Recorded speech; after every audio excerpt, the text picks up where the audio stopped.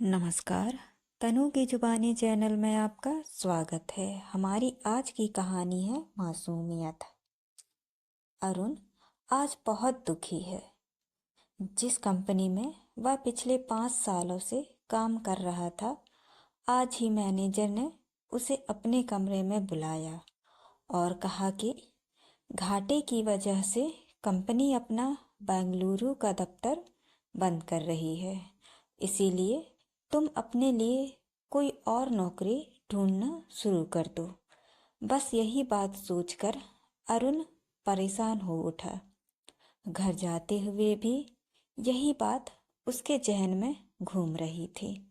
अब नौकरी कहाँ मिलेगी? जिस कंपनी को उसने 5 साल दिए, वह इस मुश्किल के समय उसके साथ ऐसा कैसे कर सकती है?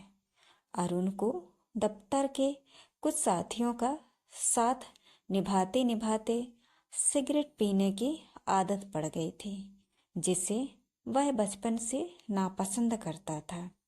उसने तुरंत गाड़ी रोकी और बगल की दुकान से एक पैकेट सिगरेट ले आया।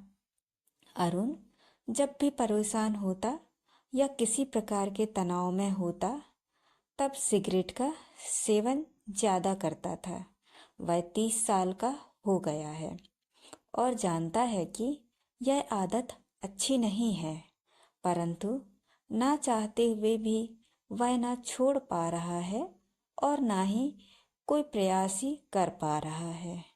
अपनी इसी उधेड़-बुन में वह मुंह में सिगरेट दबाए गाड़ी की ओर चल पड़ा। गाड़ी चलाते चलाते अरुण की यह तीसरी सिगरेट है। आज घर बहुत दूर प्रतीत हो रहा है और रास्ता लंबी लग रही है। तभी एक लाल बत्ती पर अरुण गाड़ी रोकता है। सिगरेट का कस लगाते हुए फिर से बॉस की बात सोचने लगता है। तभी अचानक एक 7-8 साल का बच्चा, जिसके हाथ में कुछ छोटे बड़े झंडे हैं, खिड़की के पास आकर कुछ कहता है। भैया, झंडा ले लो, गाड़ी में सामने लगा लेना। अरुण अपने ही ख्याल में डूबा उस बच्चे की बात को अनसुना करते हुए फिर से सिगरेट का कस लगाता है। वह बच्चा फिर से बोला, ले लो ना भैया, एक तो ले लो। और अरुण के हाथ पर हाथ रखता है। अरुण सिगरेट फेंकते हुए झुंझलाकर बच्चे की ओर देखता है और गुस्से से कहता है, जा यहाँ से, नहीं चाहिए मुझे कुछ, चल भाग जा।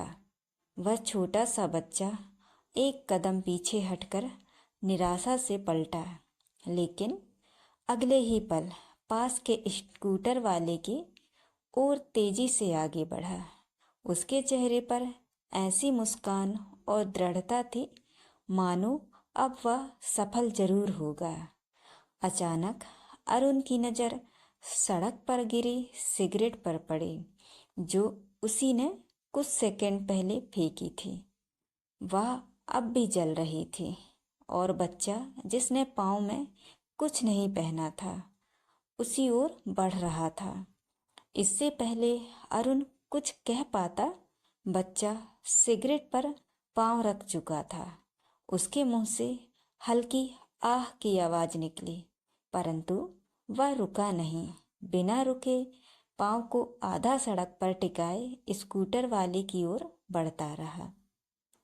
उसकी आतुरता देख लगता था मानो हरी बत्ती होने से पहले कम से कम एक झंडा तो वह बेच ही लेगा। पाँव को हवा में उठाए वह स्कूटर वाले से बात करता रहा। अरुण का सारा ध्यान अब उस छोटे से पाँव पर था। तभी बत्ती हरी हो गई और पीछे गाड़ी वाले हॉर्न बजाने लगे। अरुण गाड़ी आगे बढ़ाकर फिर से सोच में डूब गया, पर अब उसके दिमाग में नौकरी की जगह उस बच्चे ने ले ली थी। परेशानी में भी उसका मुस्कुराता चेहरा अरुण के जहन में मानो छप सा गया था। उस रात अरुण को नींद नहीं आई। वह उठकर छत पर चला गया और जैसे ही उसका हाथ जेब में रखे सिगरेट के पैकेट की तरफ गया, वह निराश होकर सोचने लगा, क्या गलती थी उस बच्चे की जो मेरी वजह से उसका पाँव जल गया। मैं जहाँ एक काम छूट जाने पर इतना दुखी हो रहा हूँ, वह रोज ना जाने कितने प्रयास कर हारता होगा, लेकिन हार नहीं मानता। इस उधेड़ बुन में खड़ा अरुण खुद से एक वादा करता है कि वह अब कभी सिगरेट नहीं पिएगा और नई सोच, नई उम्मीद के साथ जीवन की नई शुरुआत करेगा। घड़ी की ओर देखकर सोचता है, आज दिन भी 15 अगस्त हो चला, यानी स्वतंत्रता दिवस। स्वतंत्रता छोटी सोच से, स्वतंत्रता निराशा से और स्वतंत्रता बुरी आदत से भी छुटकारा पाना है। अगले दिन अरुण नए जूते लेकर उसी सिग्नल पर पहुंचता है।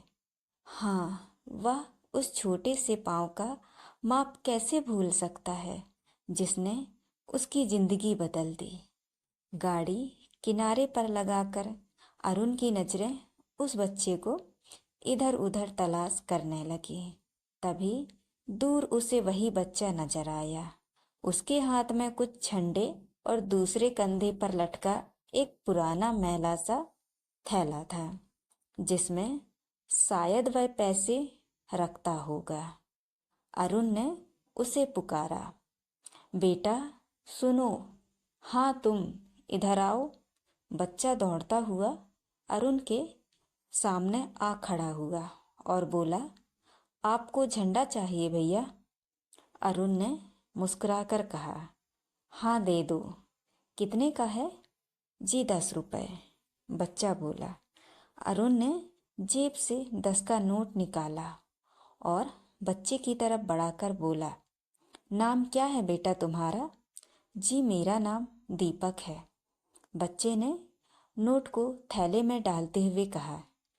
अरुण गाड़ी में से जूते निकालते हुए बोला, दीपक ही होना चाहिए। दूसरों को प्रकाश देकर खुद अंधेरे में रहने वाला बहुत प्यारा नाम है। और ये जूते तुम्हारे लिए हैं, लो पहन लो बेटा। अरुण झुककर अब दीपक के चेहरे के बराबर आ चुका था। बच्चे ने एक पल रुककर जूतों को हाथ में ले लिया और बगल के थैले में डालने लगा। तुरंत अरुण बोल उठा, अरे पहन लो बेटा, पहनने के लिए ही है। दीपक ने हल्के स्वर में कहा, पाँव गंदे हैं भैया, जूते नए हैं। वो सामने नल है ना, 5 बजे उसमें पानी आता है, पाँव धोकर फिर पहन लूँगा। इतना सुनते ही अरुण की आंखें भर आई और एक आंसू दीपक के पाँव पर जा गिरा।